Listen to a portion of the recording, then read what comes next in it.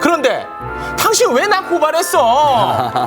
이게 전부 다 공공기관의 수주 내역입니다. 국토부, 서울시, 경기도 경상북도 회사가 6개인데요, 최소. 형하고 아내하고 아드님이 지금 다 사장으로 돼 있습니다. 처음부터 입찰할 때 아예 STS 공법을 써라 딱 있군요. 되어 있는 겁니다. 네. 공직자윤리법을 위반한 것은 명백해 보이고요. 실적 감시로가 남은 국토교통위원회 잘못된 수령 조절로 인해서 이렇게 피해를 박덕흠 의원을 둘러싼 이해 충돌 의혹이 오늘도 매우 뜨겁습니다. 네. 그런데요, 이런 와중에 박덕흠 의원을 고발한 이가 있었으니 그는 민생 천재 안진걸 소장님입니다. 어서 오십시오. 안녕하십니까. 네, 안녕하십니까?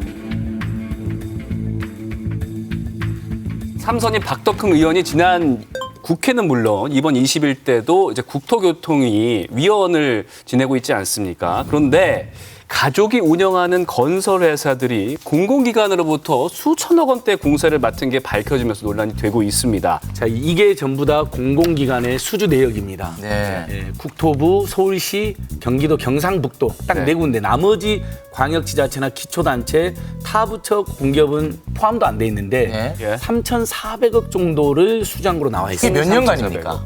의원이 국회의원 당선된 다음에 이 건설업자 출신의 국회의원이 가장 정부나 지자체 영향을 많이 끼치는 국토위하고 주로 안행위에 주로 있었거든요. 한 7년 네. 넘게 있었습니다. 네네. 거기 있으면서 국토부 산하공기업, 지자체 공사, 지자체 산하공기업들의 공사를 이렇게 많이 했다는 것은 흔히 말하는 이해충돌이라고 하는데 이건 이해충돌이 아니라 탐욕을 추구하다가 문제가 된 게 아닌가 이렇게 네. 저는 오히려 의혹을 근데 탐욕을 저희 이제 추구했다. 방송에서는 그 고발을 한 우리 안진걸 소장님 의견만 들을 수 없기 때문에 네, 오늘 맞습니다. 저희가 또 특별히 준비한 게 있습니다. 맞습니다. 박덕흠 의원의 해명 내용을 하나씩 되짚어 보려고 저희가 이제 준비를 했습니다. 그러려면 박 의원의 빙의할 필요가 있습니다. 그래서 준비했습니다. 변론 극장. 네. 자, 제가 오늘 박덕흠 의원의 역할을 최선을 다해서 수행을 할 테니까요.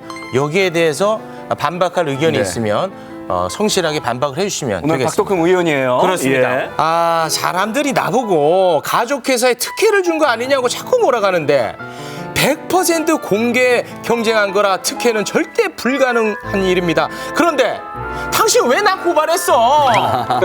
왜 고발했어?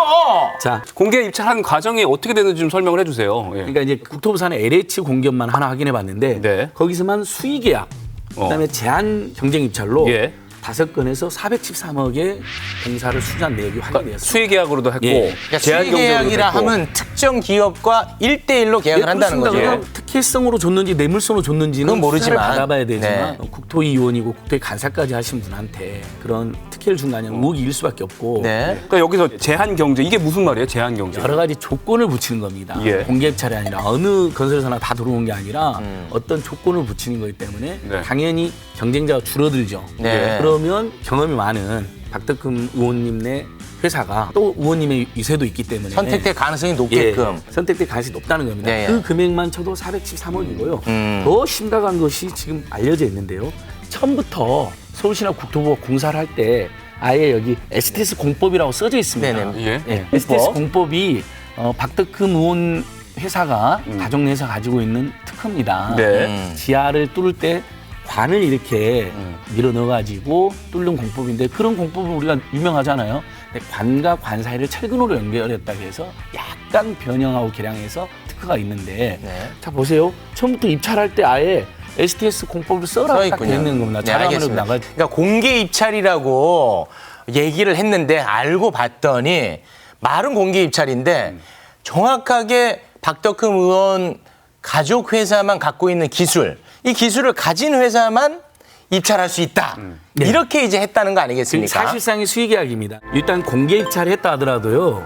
우리 현행 공직자윤리법에는 14조에 보면 본인의 주식을 매각하거나 아니면 백지신탁했다 하더라도 그 백지신탁이 주식이 팔리지 않는 한은 이해관계가 있는 거로 되기 때문에 관련 상임 활동을 금지하고 있습니다. 네. 비상장 회사니까 잘 안 팔리는 경우가 있나 보군요. 근데 이제 안 팔렸다는 거죠. 본인도 안 팔린 걸 알고 있었는데도 국토위로 5년 넘게 하고 심지어 간사까지 했다는 면에서 국민의힘의 책임까지 지금 제기되고 아 이미 있고요. 이해관계가 있는 상황인데. 그렇습니다. 예.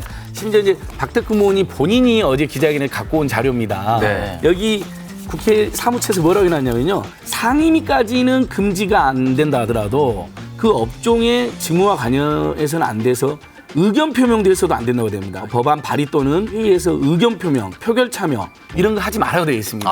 근데 이분은 이미 지금 다 언론에 팩트로 확인됐으니까요.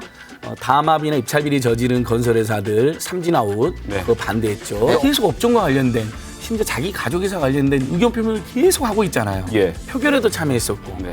그러니까 이분은 현행 공개 입찰을 했다 하더라도 네. 공직자윤리법을 위반한 것은 명백해 보이고요. 아니 박덕흠 의원 얘기 들어볼게요. 예. 아니 그 해도 너무하시네. 아니 그렇게 자꾸 이해 충돌로 따지면 대통령 아들 딸은 아무데도 취업을 못하지요. 그 회사가 잘 되면 다 이해 충돌에 걸릴 건데 안 그렇습니까, 소장님? 자, 박 의원 입장에서 억울할 수 있어요. 국회의원은 4년짜리고 또 당선된다는 보장도 없고요. 그러면은 가족들이 박 의원만 믿고 뭐 일을 안 할 수는 없잖아요. 이미 재산이 뭐 560억이나 되고 부동산도 시세 차익 13억을 거둬서 근데 회사는 돌아가야 되지 가져가야 않습니까? 되는데, 그러니까 회사를 하지 말라는 게 아닙니다. 예. 둘 중에 하나를 택하면 됩니다. 자, 이랬으면 되잖아요. 박덕흠 의원님이 지자체나 국토부에 영향을 끼치는 네. 국토위와 안행에 내가 피할 테니까 네. 여러분들은 계속 사업을 하되 아주 조신하게 조심해라고 하거나 아니면 회사가 6개인데요, 최소. 형하고 아내하고 아드님이 지금 다 사장으로 돼 있습니다. 사실상 원래는 박덕흠 의원님이 주도해서 만든 회사하고 대주주였는데 나는 국토를 꼭 해야 된다, 전문성이 있어서. 그러니 정말 미안한데 여러분들은 광급공사는 지금 타면 안 된다. 어떤 식으로 오해를 받게 된다. 현행 법령에도 위반이 된다. 알겠습니다. 관련해서 이랬으면 알겠습니다. 문제가 덜 되는 관련해서 지금 그러니까 그 해당 상임위 말고 다른 상임위에 갔으면 어떻겠냐 이런 말씀을 하시는데 네. 사실 이 국회의원의 전문성도 중요한 거 아니겠습니까?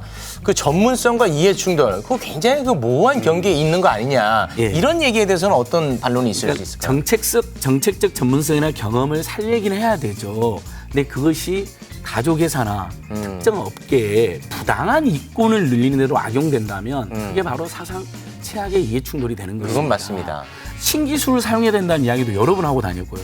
그러면 피감기관이 어떻게 생각하겠습니까? 저 압력으로 의원의 느끼지. 가족에 신기술이 있나 보다 하고 찾아보니까 마침 나오는 거예요, STS 공법. 네. 그러면 그걸로 아예 옵션을 달아서 이렇게 공사 입찰 공고를 이렇게 하거든요. 네네. 여기도 보니까 STS 공법 딱 적어져 있습니다. 알겠습니다. 이거 그러니까 무조건 국토위만큼 피했어야 합니다. 근데 지금 생각해보니까 이분이 전문건설협회 회장 출신인데 건설회사에서 담합이 많이 일어나가지고 우리 국민들 분노하고 세금이 낭비되고 부실공사가 일어나잖아요.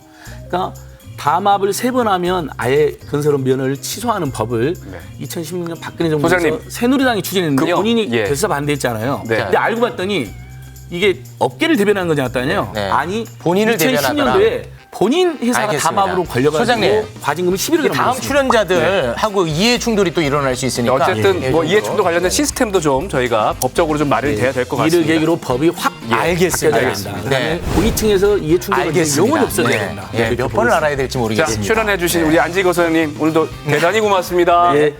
Stay